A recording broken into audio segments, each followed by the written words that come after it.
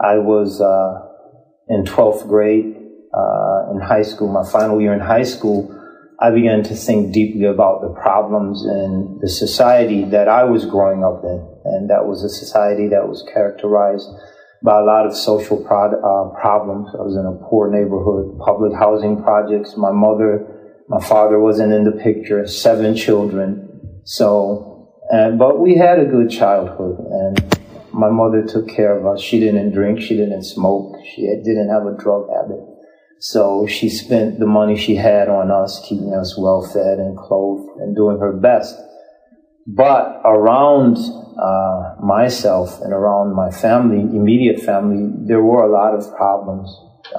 Drugs, alcoholism, domestic violence. So as I became more conscious, I asked myself, how can one begin to address these issues? So the first thing I thought was through the religion. So we were Baptist, but I didn't know anything about the Baptist creed. I didn't know anything about what distinguished a Baptist from a Protestant, or Catholic rather, a Methodist from an Episcopalian, a Presbyterian from a Lutheran. I didn't know any of those details. So I began to study Christianity, its history, its formative stages. And as I studied it, I became very disenchanted. And my experience led me to believe that it was a man-made religion, that it was fabricated. And I won't go into the details associated with that. In any case, that sort of led me to reject religion altogether, as that was the religion I was familiar with. So when I rejected that, I rejected all religion and went through a phase of atheism in which I didn't believe in God at all. And that opened the door for my involvement with the communist doctrine and the Communist Party.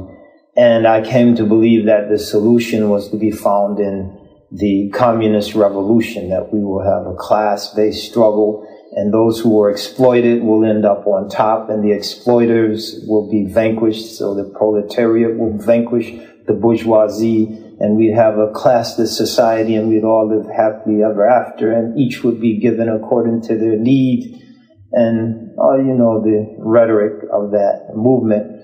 In any case, so I was proceeding, and I was studying the various literature, Communist Manifesto, and other writings, until I came across a book, actually a pamphlet, that was arguing for the existence of God, based on a causative causation argument that if you go back to the very beginning, how did something appear from nothing without a creator? And I thought about it, and then the author went on to argue that if we can't consciously do that, if we took a vacuum and the best minds on earth without introducing something that already exists into that vacuum, can we make something appear from nothing with a plan devised by the best minds on earth? If you can't do that, how could it happen spontaneously in the vast vacuum of space? And so I concluded, as the author was arguing, that there had to be a creator who created something from nothing. Also that his second stage was that if that thing did spontaneously appear, so poof, here we have it, how did it take on the properties of life? And how did it begin to evolve, to multiply, to reproduce itself without a life giver to bestow onto it the properties of life?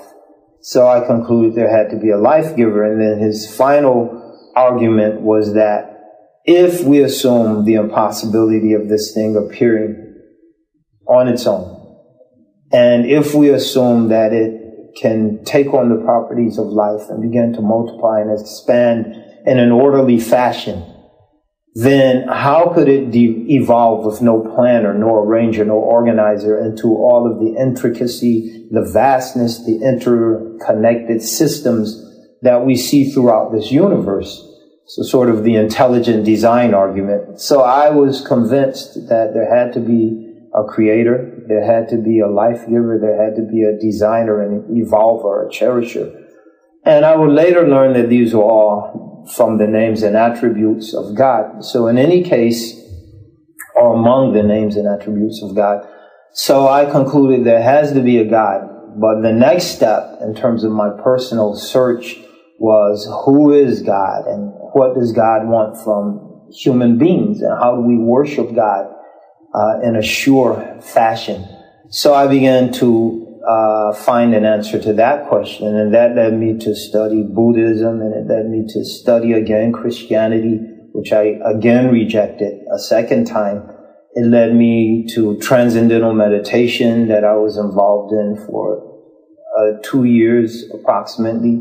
So I would meditate, and that was great. But as I studied Eastern religions and Eastern mysticism, the benefits for myself were tremendous, but my original quest was finding insight into dealing with the problems in society, and I found that those religions had very little to offer from that point of view. So at that point, when I was beginning to get disenchanted with the Eastern religions and Eastern mysticism, not personally because I was feeling very good, I was getting enlightened, I thought I was on the verge of levitating, actually being able to float in the air.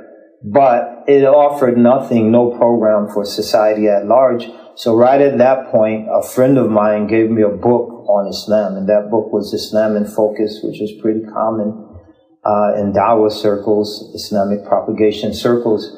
So when I read that book, I concluded, based on the knowledge, the information it conveyed, that Islam is the true religion. And shortly thereafter, I went to a local Islamic center and became Muslim. So in a nutshell, that's how I converted to Islam.